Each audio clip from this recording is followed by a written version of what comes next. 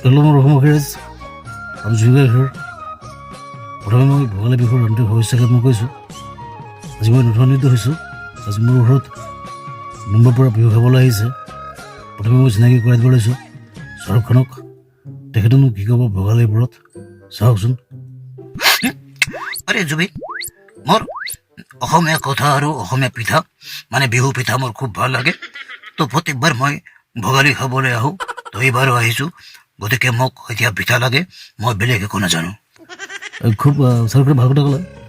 এইবাৰ মই মাকটোৱে বৈ আছোঁ মই তেওঁচোন ছাৰৰ ওচৰলৈ তেখেতেনো কি ক'ব বিহুৰ ওপৰত আৰে ভাই আৰে বেহু বেহু ৰে বেহু বেহু বিহু খাব আহিছোঁ আমি ভোগালী বিহু আৰু সকলোৱে জানে যে অমিতাভ বচ্চনে অসম ভাল পায় অসমীয়া কথা জানে আৰু বিহু খাবলৈ আহে প্ৰত্যেকবাৰে তো এইবাৰো আহিছোঁ গতিকে আমাক পিঠা লাগে পিঠা বাহিৰে মই একো নাজানো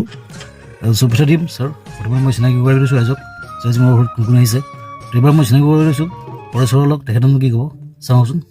अरे बाबा मैं तो कहता हूँ कि बिहू और पिठा में गहरा रिश्ता है इसलिए मैं कहता हूँ कि बिहू